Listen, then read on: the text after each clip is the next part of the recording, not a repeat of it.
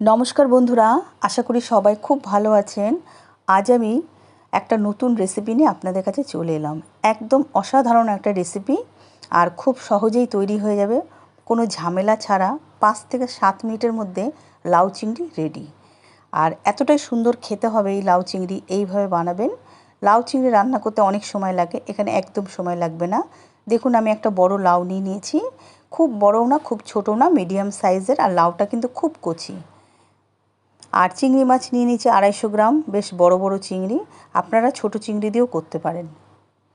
এইভাবে চিংড়ি মাছগুলো দেখুন কি সুন্দর সাদা। এবারে আমি লাউটা ভালো করে ধুয়ে ছোট ছোট করে কেটে নিয়েছি। দেখুন, আপনারা চাইলে একটু বড়ও করতে পারেন। আর 4-5টা কাঁচা লঙ্কা। আর এদিকে চিংড়ি মাছটা খুব ভালো করে ধুয়ে কেটে আপনাদের দেখাচ্ছি, কেটে নিয়েছি এখানে। এদিকে আমি গ্যাস ধরিয়ে নেব। গ্যাস ধরিয়ে নিয়ে একটা কড়াই বসিয়ে দেবো। কড়াইটার মধ্যে আমি সেই কেটে রাখা যে লাউগুলো রেখেছি সেগুলো সব দিয়ে দিচ্ছি। এইভাবে লাউ নুন হলুদ কাঁচা লঙ্কা দিয়ে সেদ্ধ করে নেবেন 5 মিনিট একটা ঢাকনা দিয়ে। খুব সুন্দর খেতে হয়। আর লাউতে জল লাগে না, আপনারা জানেন, প্রচুর জল বেরোয়। এইভাবে রান্না করলে লাউতে জলটা কম বেরোবে আর খুব তাড়াতাড়ি রান্না হয়ে যাবে। যেখানে লাউ রান্না করতে মোটামুটি 20 থেকে 25 মিনিট লাগে, সেখানে আপনার 5 থেকে 7 মিনিটের মধ্যে লাউ রেডি। আর খেতেও একটা অসাধারণ টেস্ট হবে। এইভাবে নিয়ে আমি ঢেকে দিচ্ছি। দেখুন 5 মিনিট বাদে আমি ঢাকনা তুলে আপনাদের দেখাবো লাউটা কেমন হয়েছে। এই ধরনের রেসিপি আগেকার দিনের মা ঠাকুমারা রান্না করতো, আর এতটাই স্বাদ হতো খেতে, চিন্তা করা যায় না। এই স্বাদ সত্যি মুখে লেগে থাকবে।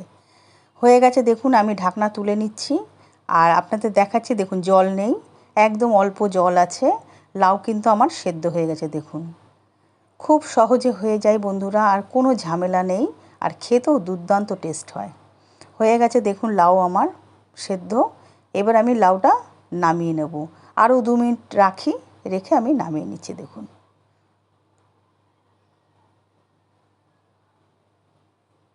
হয়ে গেছে আমার লাউটা, আমি এবার নামিয়ে নেব। এইভাবে একবার হলেও বাড়িতে ট্রাই করবেন, কোনো ঝামেলা ছাড়া। খেতেও ভালো হবে। আর নামিয়ে আপনাদের দেখাচ্ছি পরের স্টেপটা কিভাবে করছি। এবারে কড়াইটা ধুয়ে আমি গ্যাসে বসিয়ে দিয়েছি আর খুব সামান্য 1 চামচ মতন সর্ষের তেল দিয়েছি। দেখুন, আগেই বলেছি খুব সামান্য তেল। মশলা তো এতে লাগেই না, কোনো মশলার এখানে অ্যাডের দরকার নেই। শুধু সাদা জিরে, তেজপাতা আর শুকনো লঙ্কাটা ফোড়ন দিতে হবে। তেল গরম হয়েছে, আমি সব দিয়ে দিয়েছি। দেখুন, সাদা জিরে, শুকনো লঙ্কা, তেজপাতা হালকা করে একটু ভেজে নেবেন যাতে ফোড়নের গন্ধটা বেরোয়। এবার চিংড়ি মাছগুলো আমি সব দিয়ে দিচ্ছি এর মধ্যে।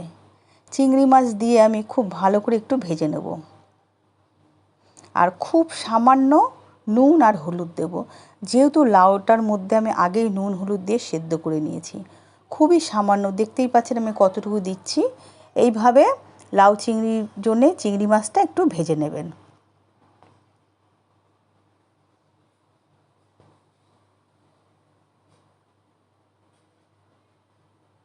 চিংড়ি মাছটা প্রায় ভাজার মতন হয়ে এসছে। দেখুন, আমি খুন্তি দিয়ে ভালো করে নাড়িয়ে নিচ্ছি। আর চিংড়ি মাছগুলো বড় বড়, আর খেতেও বাচ্চারা তো ভীষণই ভালোবাসে চিংড়ি মাছ খেতে একটু বড় বড় হলে। চিংড়ি মাছটা প্রায় ভাজাই হয়ে গেছে। এবারে আমি যে লাউটা সেদ্ধ করে রেখেছি সেই লাউটা ওর মধ্যে দিয়ে দিচ্ছি। দেখুন, লাউটা দিয়ে আরও 1 মিনিটের মতন ভালো করে মিশিয়ে নেবে লাউ দিয়ে চিংড়ি মাছ দিয়ে। আর খুব সামান্য একটু জল আছে, এই জলটাও চলে যাবে।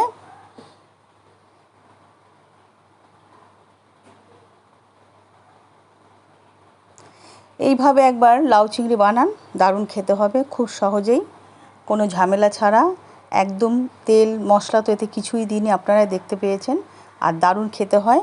এইভাবে ভালো করে লাউয়ের সাথে চিংড়ি মাছটা দিয়ে মিশিয়ে নেবেন, নিয়ে জলটাও কমে যাবে, নামিয়ে নেবেন। এইভাবে নামিয়ে নিয়ে পরিবেশন করবেন, দারুণ খেতে হবে।